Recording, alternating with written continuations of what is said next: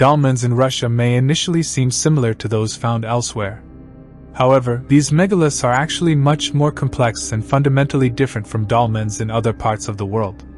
The fact that they share a common name can be considered a mistake. Perhaps we are dealing here with a new lost civilization that left behind these inexplicable structures. Take a look at a typical dolman. Roughly hewn stone slabs placed together. Undoubtedly, extracting, transporting, and installing such stones was no easy task, but advanced technologies were not necessary for this. In the case of the dolmens in Russia, everything is more complicated. From the outside, they appear primitive. But each slab has its own unique position. The grooves between them are made with such precision that they leave no gaps at all. Why do these megaliths not only generate but also amplify high frequencies? Why are they unsuitable for human use? And how did they achieve such high-precision stone joints? On the Western Caucasus, about 3,000 such inexplicable structures have been discovered. Most of them are located deep in the forest and are little studied. Every year, new objects are found here. Despite their number, no records of their origin have survived. Many theories about their emergence, both scientific and alternative, often contradict each other. Maybe we are wrong and it is easier to build them than we think.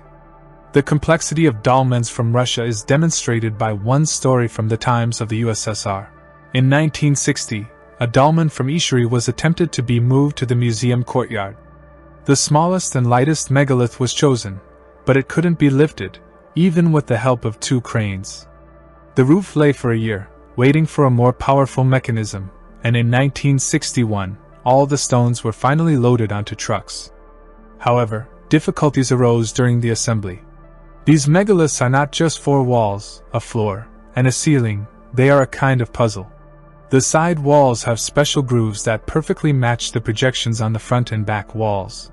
The roof also has grooves that fit over the walls. In ancient times, the stones were fitted together so tightly that not even a blade could pass between them.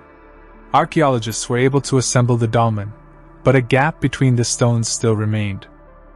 What was necessary to achieve such precision? First of all, it was necessary to obtain suitable stone blocks. And already at this stage difficulties may arise, since it is necessary to determine in advance the dimensions of the structure, and how exactly the blocks will be connected to each other. Next comes the transportation of the blocks to the construction site, which is also a difficult task, given the mountainous and forested terrain. Once the blocks are delivered to the site, they must be processed so that they fit together perfectly. This requires preliminary block connection diagrams, since it is impossible to achieve a perfect fit of the blocks by eye. In addition, given their considerable weight, it is impossible to constantly place the blocks next to each other to check whether they fit perfectly in the right places. This means that all processing must be done in advance, before full assembly. All of these tasks require advanced engineering skills and careful planning. What was the purpose of such a strong, stable structure? According to the official version, they were used for burials. But let's take a look at what real burials looked like in those same areas at that time. Roughly hewn stones set into the ground formed a rectangular room with a corridor. Bones and artifacts from that era have been found in such structures. Were these people the builders of dolmens? Most likely not. They may have been imitating megaliths, the purpose of which was unclear to them. Moreover, the shape of most dolmens does not allow a person to enter them. The entrance is too small for a human. Another version suggests that the best representatives of the civilization went to die in dolmens, meditating to remain on earth as spirits forever and preserve the knowledge they needed for their descendants. In general, like all similar theories, these are based only on trivial guesses without any supporting evidence. Another contradiction is the mismatch between the official theory of the use of these structures and reality. The fact is that dolmens share one common feature with other megalithic structures of that time. It turned out that not only the pyramids of Egypt, but also other megaliths generate high-frequency vibrations and electromagnetic waves. Their activity increases at sunrise and sunset, and also intensifies on turning points of the year, the spring and autumn equinoxes. It was subsequently found out that the early Caucasian dolmens have the same properties, and are also built from similar material and using similar technologies. It is interesting that only early dolmens have these properties. It follows that later similar structures are only imitation with the loss of knowledge of the original functional affiliation.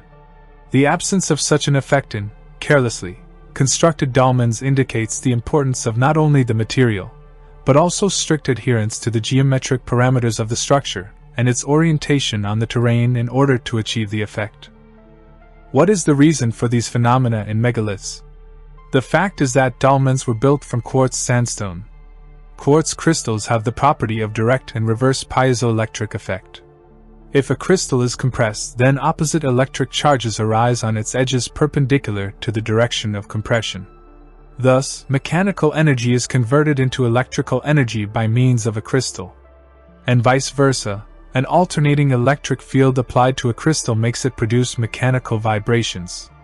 Quartz operates in a huge range of frequencies, creating acoustic and electrical waves. Self-excitation of quartz crystals in megaliths occurs due to the constant propagation of acoustic waves and electrical discharges on Earth. They are formed from the deformation of the Earth's crust, caused by tectonic activity, earthquakes, volcanic eruptions and tidal influences of the Sun, Moon and other planets. In addition, dolmens were built on faults in the Earth's crust. In such places such effects are amplified. Quartz crystals are excited throughout the entire volume of the massive dolmen slab, generating high frequencies. The dolmen chamber itself is a resonator. Due to the parallel slabs in the dolmen, a standing wave is created, like in a tuning fork. If the tuning fork is brought to the source of chaotic noise, it begins to sound, generating a certain frequency. So the dolmen chamber amplifies underground vibrations. Vibrations are created inside such a chamber, emitted through the hole. It is quite possible that the dolmens, connected by vibrations, form a single system. Yet some dolmens in the Western Caucasus are very different from each other. Composite dolmens are quite rare structures and have a wide variety of options. Such dolmens were built from individual blocks. The shape of the chamber and plan, rectangular, trapezoidal, horseshoe-shaped, round and multifaceted. Trough-shaped dolmens are common. A depression similar to a deep trough was cut into a rock or a huge block of stone, then covered with a slab on top or turned upside down. An opening and portal projections were made. Monolithic dolmens are entirely carved from a single block of stone or in a rock. They are very rare. The dolmen openings were closed with stone plugs, bushings weighing up to 150 kilograms. It would have required considerable effort to pull it out. This means that after construction, the dolmens were closed with such a plug and their interior was not used in any way. Perhaps they were used as tombs and that is why they were closed like that. Most likely not. Because no burials were found inside most of them. Often on the front plate of slab dolmens, horizontal rows of herringbone notches are visible. There is a pattern on dolmens made in the form of zigzags in several rows. Some archaeologists see in these patterns an image of water. Other archaeologists see in the patterns a topographic map of the area, where river valleys are designated by waves. But all this is just their imagination. On the front plate of some dolmens there is a portal. A rectangle on which 4 convex hemispheres are sometimes depicted. There is also a convex frame of the dolmen opening. Could people of that time do this? The strange thing is that, according to official dating, the dolmens were built about 7,000 years ago. Archaeological data shows that the standard of living of the people in this area at that time was quite primitive. They were not yet familiar with the plow or the potter's wheel, and were just beginning to use hoe-based agriculture and produce copper items. How could they have constructed these structures by hand? Look at this dolmen of the Alans king. It was built much later, in the 11th century AD, in the same region.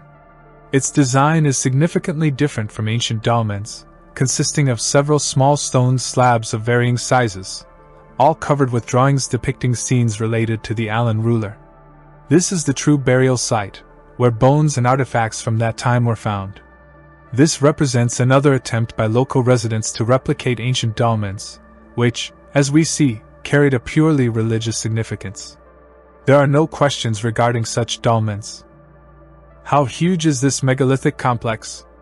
The dolmens of the Caucasus are located from the Taman Peninsula to the Caucasus lowland at a distance of 480 kilometers in length and up to 75 kilometers in width. They usually stand in groups and occupy convenient and fairly flat areas along watershed elevations, on the flat tops of mountain spurs. They stand along river basins, facing the portal into open space mainly to the south, east, or in an intermediate direction between the south and the east.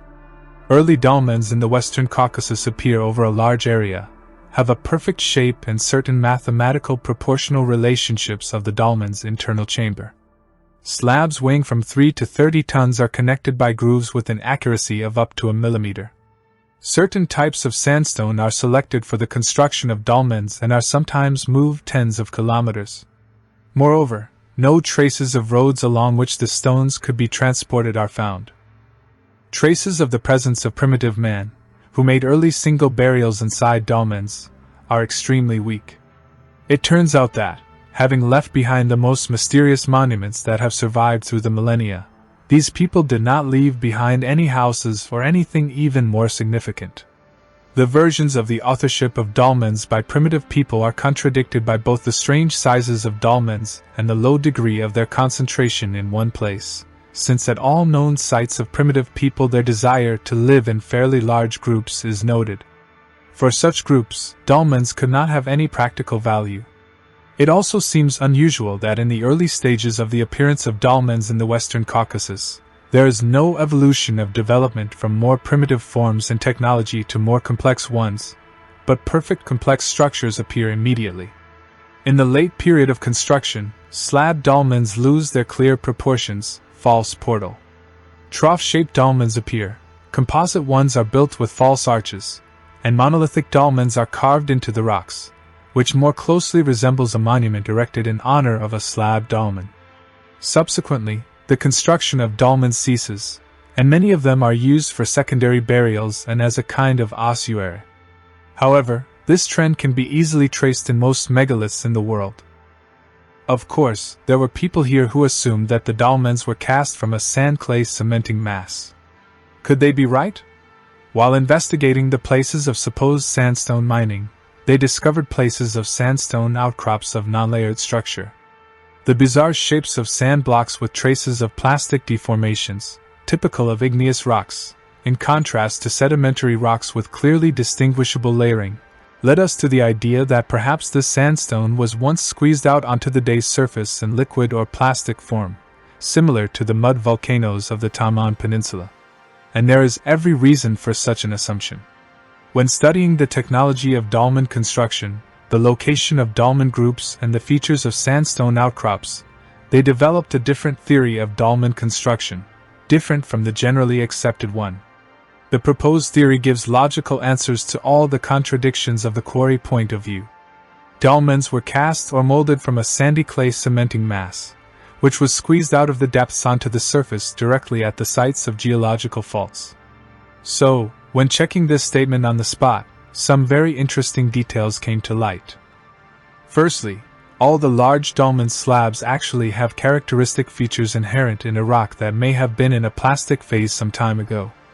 On the inner surfaces of the chamber and outside the portal, in some dolmens, traces of stone processing are clearly visible in the form of notches made by a tool with a blade width of about 4 centimeters. These are not stone chips, which occur from stone processing by the chipping method. They look more like traces of a spatula working on a solution that has not completely hardened. The bronze tools found described by Markoven look more like spatulas than chisels.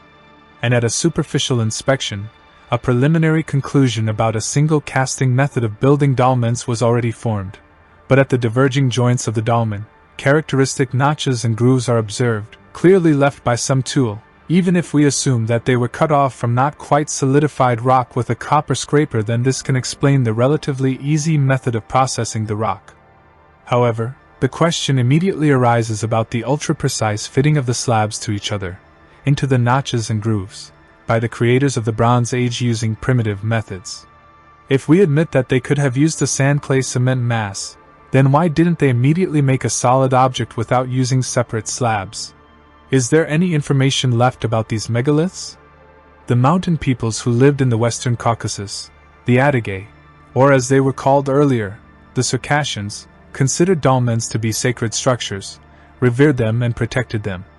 The Cossacks who arrived here in the last century called the dolmens heroic hut, Didova or devil's hut. The mountaineers called them dwarf houses. The Europeans who arrived in the Western Caucasus wrote down many legends in which they told how giants built houses for dwarfs. No other information has been preserved. The Caucasus dolmens remain a mystery, with their intricate design and ability to amplify vibrations hinting at ancient knowledge beyond our understanding. Though theories about their purpose are speculative, these structures likely held complex or ritual significance now lost to time. Thank you for your interest in ancient structures. Please subscribe to my channel for more content like this. Feel free to like the video or leave a comment if you wish.